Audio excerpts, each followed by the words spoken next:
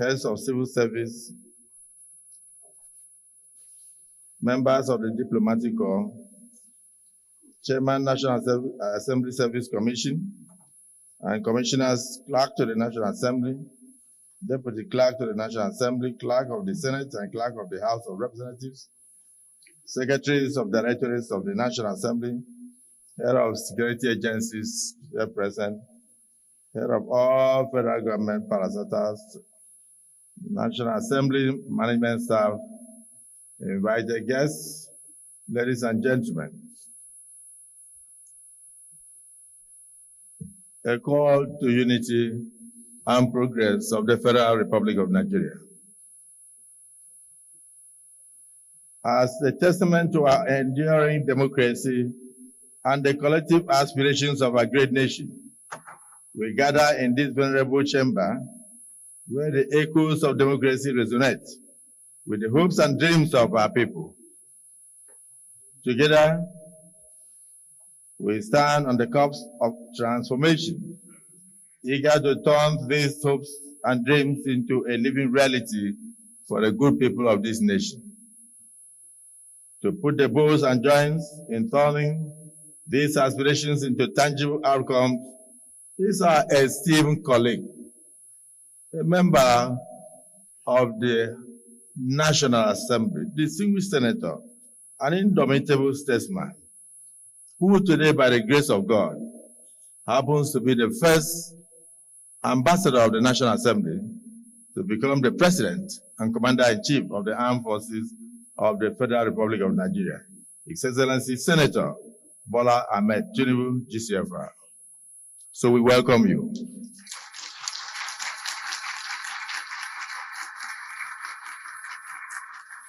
This great statesman, who is fast becoming a national treasure, is about to present to us the 2025 Appropriation Bill, a solemn declaration of our shared commitment to rise, to strive, and overcome the challenges that confront this nation.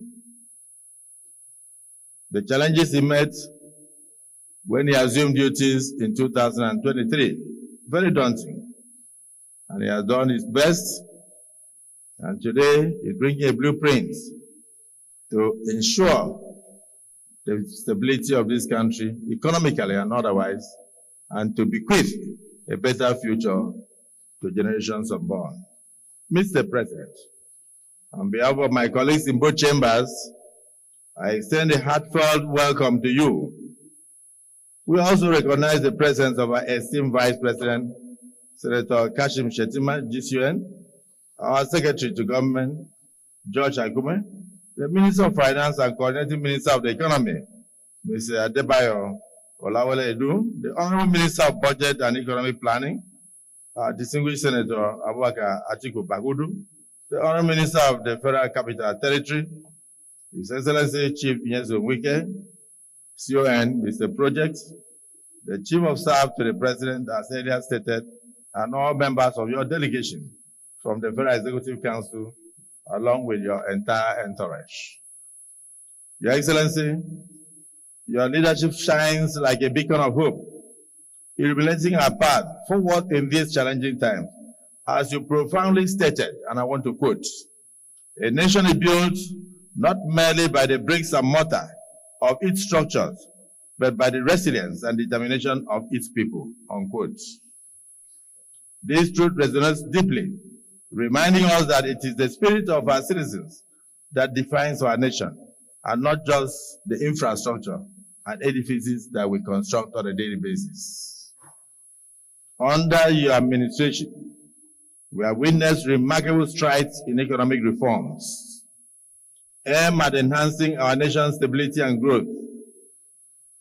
The courageous decisions you had to take, removal of fuel subsidies, though challenging, showcases your unwavering commitment to redirecting resources to critical sectors such as education and health.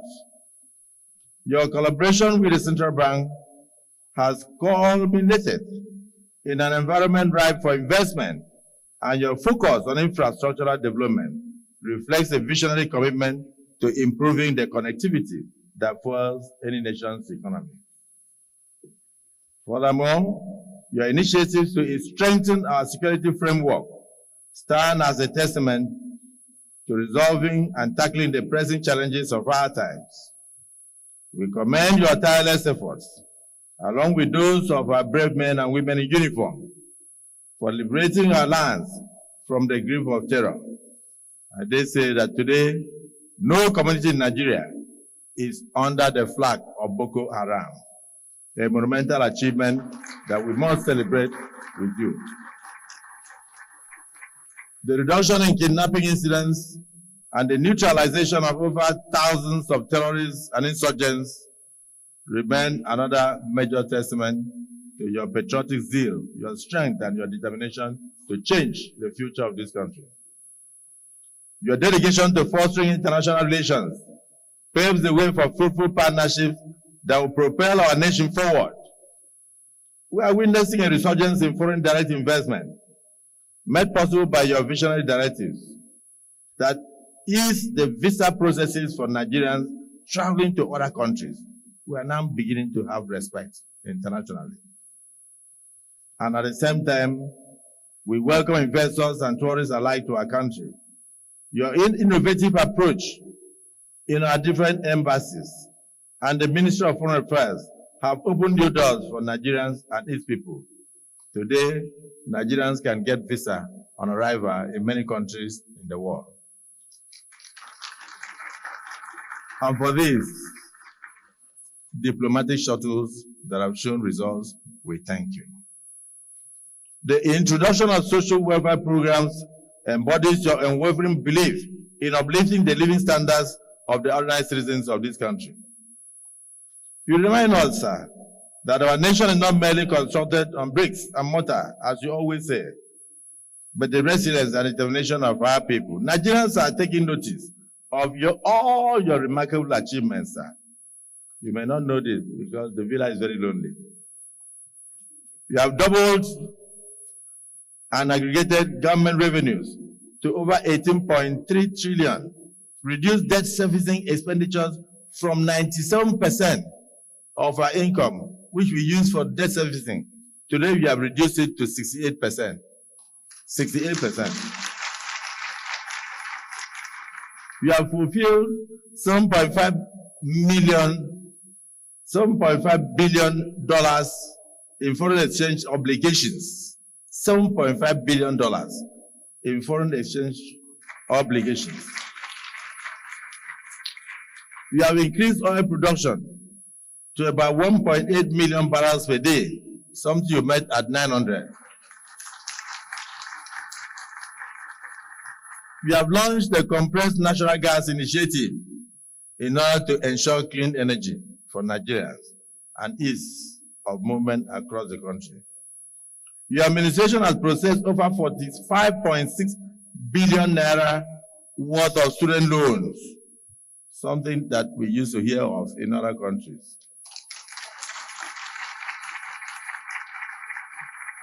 In a very short time, you signed the national minimum wage law, you signed the national minimum wage bill into an act, and raised the national minimum wage of our dear country from a paltry, was it, Mr. Speaker, 21% to about 70,000 naira a month.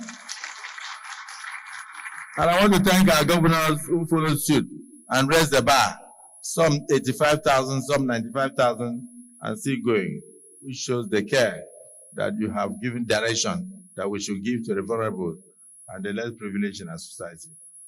All this while providing over 570 billion naira in financial support to the states of the Federation. And I do know that the governors in private will acknowledge that they've received a lot of initiatives from you in this direction.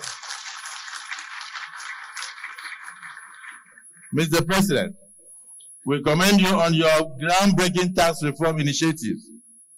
Though misunderstood, though many have not even opened any page, but they are sitting on television and doing a lot of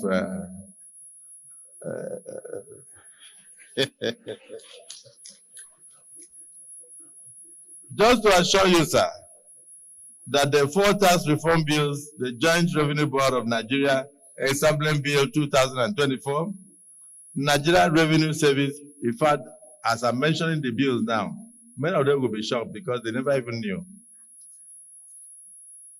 The Joint Revenue Board of Nigeria Establishment Bill, Nigeria Revenue Service Establishment Bill, Nigeria Tax Administration Bill, Nigeria Tax Bill represent a monumental shift in our fiscal landscape.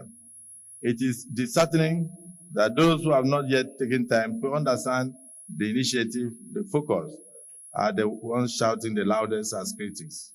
But we will make sure that we listen to Nigerians and dot the I's and cross the T's to the satisfaction of all Nigerians and for the benefit of this country. We will not kill any reform that you bring forward that will change the future of this country.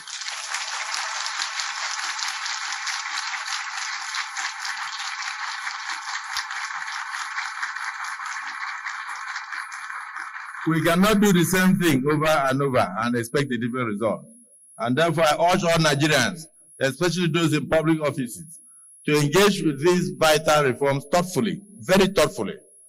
This initiative marks the first comprehensive tax reform Nigeria has had since independence, a very transformative opportunity for rejuvenating and small and medium enterprises and enhancing the livelihood of ordinary Nigerians. These reforms will not only improve Nigeria's revenue profile, but also create a more conducive and internationally competitive business environment, transforming our tax system to such that over 100 million Nigerians will be exempted from tax if they do not earn in business above 50 naira or 50 million naira in a year. Notably, your infrastructural renaissance has paved the way for many roads, including the coastal road, the crucial arteries in Abuja, capital city. Imagine Abuja now, looking almost like London and other parts of our country. These developments are not merely about concrete. These developments are not merely about concrete and asphalt. They represent the livelihood of our economy, connecting our people and fostering growth. This is why the relationship between the executive arm of government and the legislative arm of government is built on trust, faith, and unwavering patriotism. You have demonstrated through your action, words, and demeanor that you are deserving of our trust and our public trust. Together, we shall continue on the path of nationalism and service to our country, ever mindful of our duty to the good people of this country. Your Excellency, we have noted the 2024 budget performance of about 50% for capital expenditure and about 48% for recurring expenses. Given these great achievements, we have deemed it necessary to extend the lifespan of the 2024 budget to June 30th, 2025. The enabling law for this extension will soon be placed before you for your assent as a testament to our appreciation for the great performance of the budget, ensuring that we build on the momentum so far created. Finally, sir, we commend your steadfast commitment to our collective and collaborative cooperation with the National Assembly to achieving your grand vision for Nigeria. Let me take this opportunity to stress the importance of the need for the honored ministers and heads of extra ministerial departments to respond promptly to requests from National Assembly whenever they are invited, particularly this period, to come and defend their sectoral allocations in the exercise of our legislative oversight. They should not see invitations as nuisance. They should know that any invitation is constitutional, and we also have constitutional powers to take further action where they refuse to appear.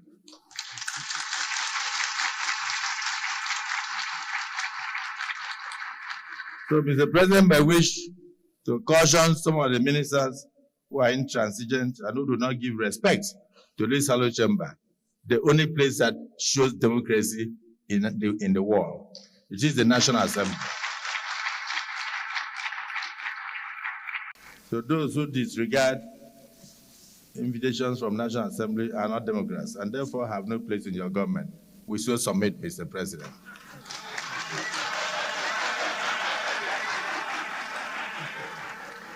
In spite of all our achievements, Mr. President, and my great competitors, we must say it is not yet Uhuru. We are light years away from where we ought to be. Some rivers remain to be crossed. The pains Nigerians feel now are merely the pains of hardship occasioned by reforms, but let's look at those pains as pains of childbirth. The season of childbirth, immediately the child is born, rejoicing starts with the first smile of the child. I ask for your patience. I urge Nigerians to be patient, to cooperate with you, maintain faith in your vision, which will be for the betterment of this country. Mr. President, you cannot be everywhere. We are your eyes. 469 constituencies. We, the distinguished senators, honorable members of the House of Representatives, are your eyes in our constituencies and every corner of this nation. When our constituents struggle to afford rice, and they cannot, they come to us. When their shoes pinch as a result of wear and tear, and they cannot replace, they come to us. When the economic alarm sounds, they turn to us for succor. Therefore, we are committed to ensuring that we help you at the grassroots level.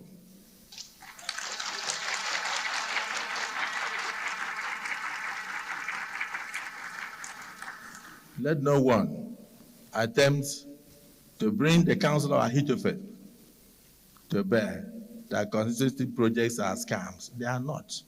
Those are the only things that Nigerians say in our various constituencies from the federal government of Nigeria.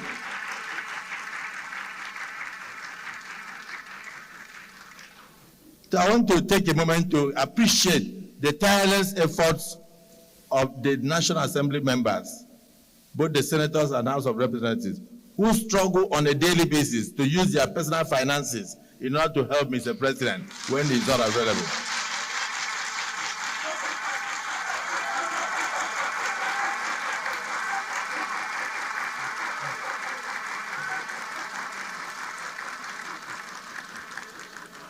Your untiring efforts in using your personal resources, your time, to assisting what the executive ought to have done wherever they are not available, remain the beacon of patriotism, altruism, and selfless ambition. That is why you sacrifice, and that is why your people brought you here. So embrace this moment, Mr. President. Together we'll build a nation that we will all be proud of. Let us march forward, united in purpose and unwavering in resolve, as we craft a future that reflects the very best of who we are, a nation of resilience, a nation of hope, and a nation of greatness, a nation of renewed hope. I welcome you, and I thank you for listening to us. Welcome to the National Assembly. But we now invite our distinguished president, a man of focus, a man who loves the National Assembly, the one that will support you to support your constituents, to now present the 2025 budget.